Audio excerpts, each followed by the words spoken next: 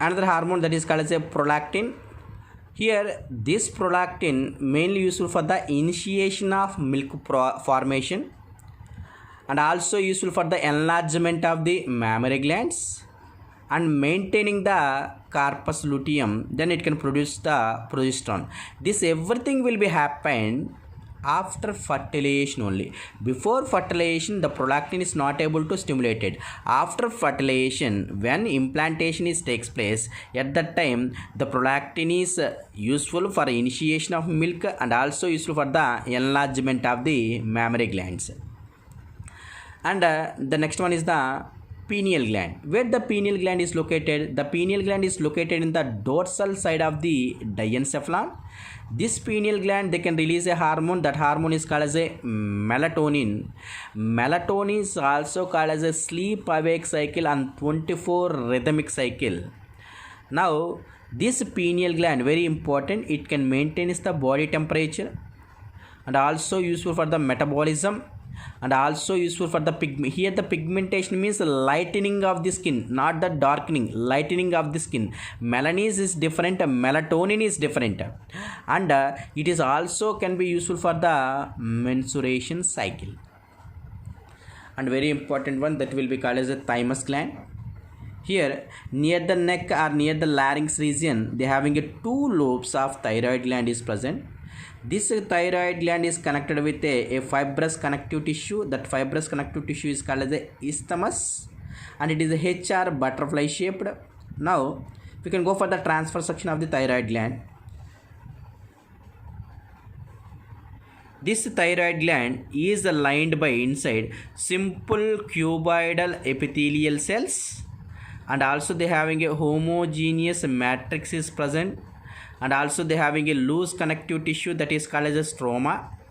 This stroma having a two types of cells. One is the thyrofollicular cells, another one is the parafollicular cells.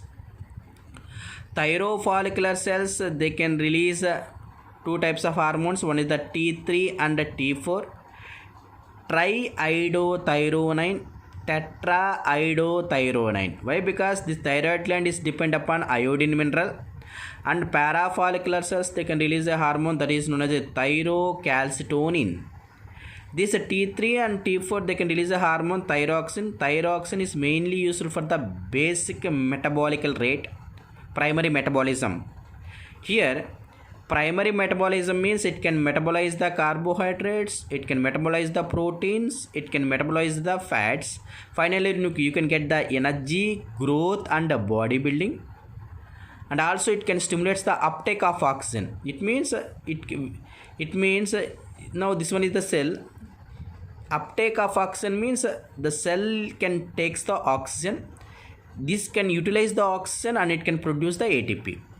And it can produce the ATP means this ATP can be used and it can done the function. At the time when it can utilize the ATP, it is the metabolic reaction. At that time mainly that is the catabolism. At that time the body temperature is increases. That's why thyroxine can increase the body temperature and also it can stimulate the RBC production that is called as a erythropoiesis.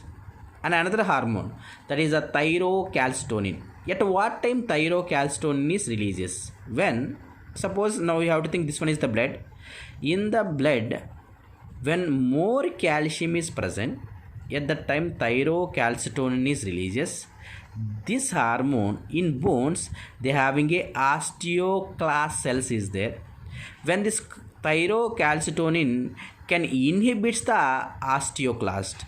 When the inhibits the osteoclast, resorption is not takes place. Resorption means loss of calcium from the bones. Now from the bones there is no loss of calcium. At the time the calcium level is decreases in the blood, maintaining a isotonical balance. That's why thyrocalcitonin can reduce the calcium in the blood. That's why that hormone is called as a hypocalcemic hormone. The quite opposite action, that is the parathyroid gland.